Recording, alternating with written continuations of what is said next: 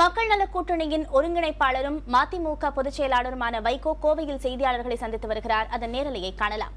ஞாபகப்படுத்துற மாதிரி சாதிக் பாட்சா மேட்டர் இப்ப வந்து வெடிச்சிருக்கு. 2G ஊழலில் கலைஞர் குடும்பம் குற்றவாளி கூண்டிலே அண்ணன் கலைஞர் அவர்களுடைய குடும்பம் நிற்கிறது.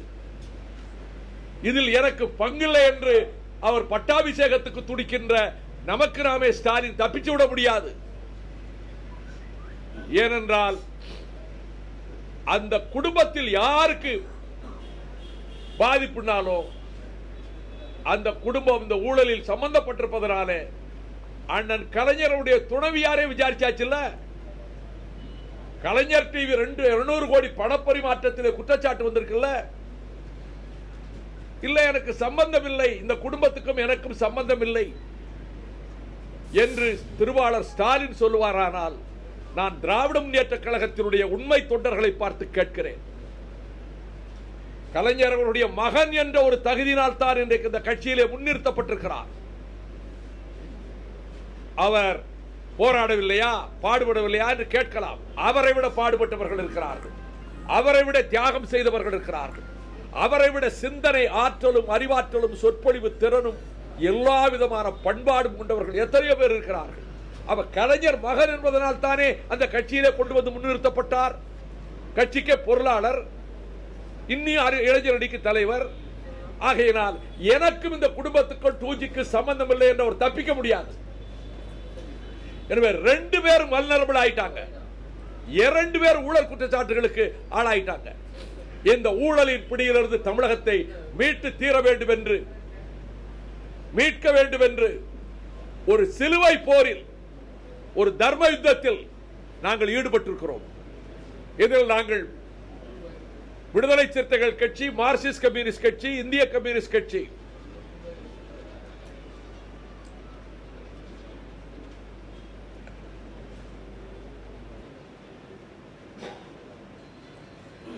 இந்த 4 கட்சிகளும் சேர்ந்து நாங்கள் அமைத்திருக்கிற கூட்டணி நாளுக்கு நாள் வரவேற்பை பெறுகிறது. எங்களுக்கு ஆதரவெல்லாம் இப்பொழுது செல்போன் சிங்கங்கள்.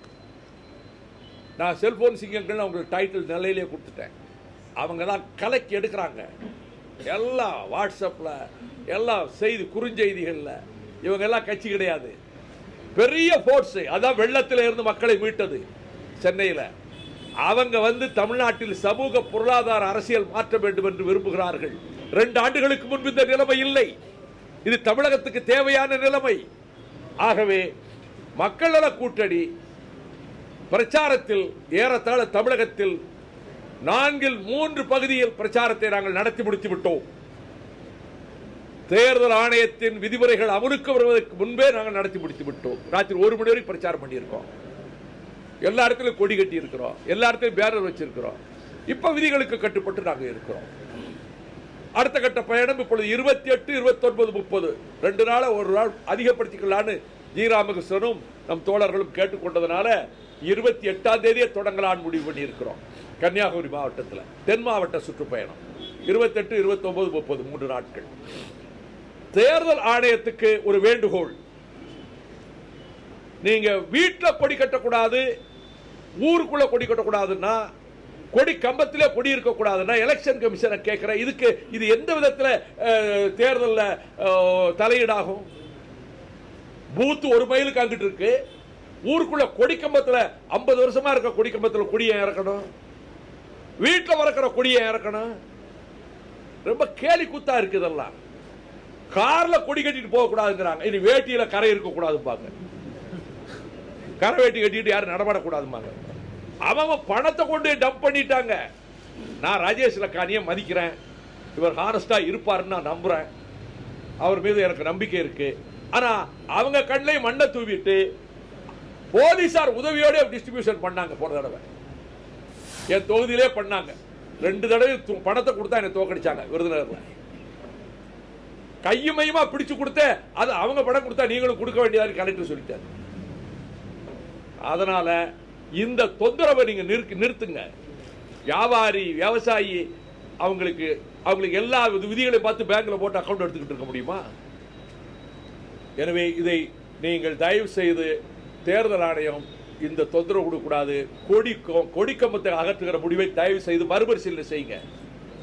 பூத் பக்கத்தில் இவ்வளவு இடத்துல இவ்வளவு தூரத்துக்குள்ள இருக்கக்கூடாது, ஒத்துக்கிறோம். அங்க கொடிக்கட்ட கார் வரக்கூடாது, ஒத்துக்கிறோம். மற்ற இடங்களில் எல்லாம் தேர்தல் சின்னத்தை தான் அடையாளம் காட்டக்கூடாது. இனி அடுத்து மிக முக்கியமான பிரச்சனை தமிழ்நாட்டு பிரச்சனை. நெய்வேலி நிலக்கரி நிறுவனத்தை, அது தமிழர்களின் சொத்து, நமது பூமி, அங்கு கொட்டப்பட்ட வியர்வை, தமிழர்கள் சிந்திய வியர்வை, அது தொழிற்சாலையில் பெருந்தலைவர் காமராஜர் காலத்தில் தொலைநோக்கு திட்டத்தோடு கொண்டு வரப்பட்டு நேரு காலத்திலே கொண்டு வரப்பட்ட திட்டம், இந்தியாவின் நவரத்னங்களில் ஒன்று. அதை தனியார் கைகளுக்கு மாற்றிவிட அன்றைய வாஜ்பாய் அரசு முடிவெடுத்து எல்லோரும் இனி எதிர்த்து பயனில்லை என்று திமுக உட்பட கை கழுவிய பிறகு பிரதமர் வாஜ்பாய் அவர்களை இல்லத்தில் சந்தித்து 45 நிமிடம் அவரிடம் வாதாடி அந்த முடிவை மாற்ற வைத்தவன் நான். இல்லாவிட்டால் அன்னைக்கு செயல்படுத்தப்பட்டிருக்கும். நெய்வேலி நிலக்கரி நிறுவனத்தில் உள்ள திமுக தவிர்த்த அனைத்து தொழிற்சங்கங்களும், கம்யூனிஸ்டுகள் உட்பட, பிஜேபி உட்பட என்னை அழைத்துக் கொண்டு போய் பாராட்டு நிகழ்ச்சி நடத்தினார்கள்.